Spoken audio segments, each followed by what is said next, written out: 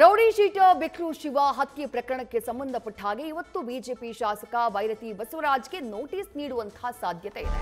ಎಫ್ಐಆರ್ನಲ್ಲಿ BJP ಶಾಸಕ ಬೈರತಿ ಬಸವರಾಜ್ ಹೆಸರು ಉಲ್ಲೇಖ ಆಗಿದೆ.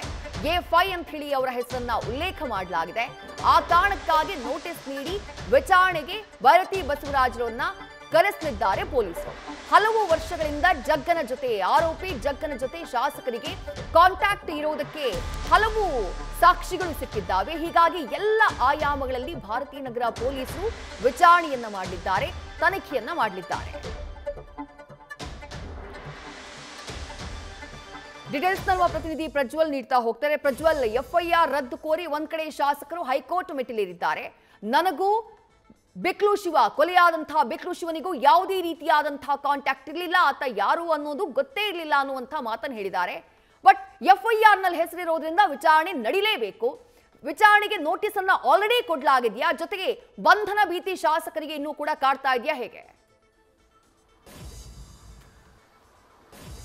ವಿದ್ಯಶ್ರೀ, ರೌಡಿ ಶೀಟರ್ ಬಿಕ್ಲು ಶಿವನ ಹತ್ಯೆ ಪ್ರಕರಣಕ್ಕೆ ಸಂಬಂಧಪಟ್ಟಂತೆ ಭಾರತೀಯ ನಗರ ಪೊಲೀಸರು ಶಾಸಕ ಬೈರತಿ ಬಸವರಾಜ್ ಅವರಿಗೆ ನೋಟಿಸ್ ಅನ್ನು ಕೊಡಲಿಕ್ಕೆ ಸಿದ್ಧತೆಯನ್ನ ಮಾಡ್ಕೊಂಡಿರುವಂತದ್ದು. ಅಂದ್ರೆ ಇವತ್ತಿನ ದಿನ ಅವರಿಗೆ ನೋಟಿಸ್ ಕೊಡುವಂತ ಒಂದು ಸಾಧ್ಯತೆ ಏನಿದೆ ಇದು ದಟ್ಟವಾಗಿದೆ ಅಂತ ಹೇಳ್ಬೋದು. ಕಾರಣ ಏನು ಅಂತ ಹೇಳಿದ್ರೆ, ಇಲ್ಲಿ A1 ಆರೋಪಿ ಯಾರಿದ್ದಾರೆ ಜಗದೀಶ್, ಆತನೊಂದಿಗೆ ಇವರು ಸಂಪರ್ಕದಲ್ಲಿ ಇರುವಂತದ್ದೇನಿದೆ ಅದು ಸಾಕಷ್ಟು ವಿಚಾರಗಳಿಂದ ಗೊತ್ತಾಗ್ತಾ ಇರುವಂತದ್ದು. ಆ ಒಂದು ಹಿನ್ನೆಲೆಯಲ್ಲಿ ಈ ಒಂದು ಕೊಲೆ ಪ್ರಕರಣಕ್ಕೆ ಸಂಬಂಧಪಟ್ಟಂತೆ ಈಗಾಗಲೇ ಆರೋಪಿಗಳಿಂದ ಕೆಲವೊಂದಿಷ್ಟು ಜನ ಆರೋಪಿಗಳನ್ನ ಏನು ವಶಕ್ಕೆ ಪಡೆದಿದ್ದಾರೆ ಅವರ ಸ್ಟೇಟ್ಮೆಂಟ್ ಅನ್ನು ಕೂಡ ಈಗಾಗಲೇ ಪಡೆದುಕೊಳ್ಳಲಾಗ್ತಾ ಇದೆ. ಆ ಒಂದು ಹಿನ್ನೆಲೆಯಲ್ಲಿ ಅಂದ್ರೆ ಇವ್ರನ್ನ ವಿಚಾರಣೆ ಮಾಡಲೇಬೇಕಾದಂತಹ ಒಂದು ಅನಿವಾರ್ಯತೆ ಇದೆ. ಕಾರಣ ಏನು ಅಂತ ಹೇಳಿದ್ರೆ, ಎಫ್ಐಆರ್ ನಲ್ಲಿ A5 ಆರೋಪಿಯನ್ನಾಗಿ ಬೈರತಿ ಬಸವರಾಜ್ ಅವರನ್ನ ಮಾಡಲಾಗಿರುವಂತದ್ದು. ಆ ನಿಟ್ಟಿನಲ್ಲಿ ಅವರಿಗೆ ನೋಟಿಸ್ ಅನ್ನು ಕೊಟ್ಟು ವಿಚಾರಣೆಯನ್ನ ಮಾಡಬೇಕಾಗುತ್ತೆ. ಹಾಗಾಗಿ ನೋಟಿಸ್ ಅನ್ನ ಇಂದು ಕೊಡುವಂತ ಒಂದು ಸಾಧ್ಯತೆ ಇದೆ ಅಂತಾನೆ ಹೇಳ್ಬೋದು. ಇನ್ನೊಂದು ಕಡೆಯಲ್ಲಿ ನಾವು ಗಮನಿಸ್ತಾ ಹೋದ್ರೆ, ಈ ಒಂದು ಪ್ರಕರಣದಲ್ಲಿ ಅಂದ್ರೆ ಈ ಹಿಂದೆ ಫೆಬ್ರವರಿಯಲ್ಲಿ ಒಂದು ದೂರನ್ನ ಕೊಟ್ಟಿರ್ತಾರೆ ಬಿಕ್ಲು ಶಿವ ಅವರು ಭಾರತೀಯ ನಗರ ಪೊಲೀಸ್ ಠಾಣೆಗೆ. ಅಂದ್ರೆ ಇದೇ ಒಂದು ಜಮೀನು ವಿಚಾರಕ್ಕೆ ಸಂಬಂಧಪಟ್ಟಂತೆಯೇ ಈ ಒಂದು ದೂರನ್ನ ಕೊಟ್ಟಿರ್ತಾರೆ. ಅದರಲ್ಲೂ ಕೂಡ ಬೈರತಿ ಬಸವರಾಜ್ ಅವರ ಹೆಸರನ್ನ ಉಲ್ಲೇಖ ಮಾಡಿರ್ತಾರೆ. ಆ ಒಂದು ವಿಚಾರದ ಬಗ್ಗೆಯೂ ಕೂಡ ಈಗಾಗಲೇ ಪೊಲೀಸರು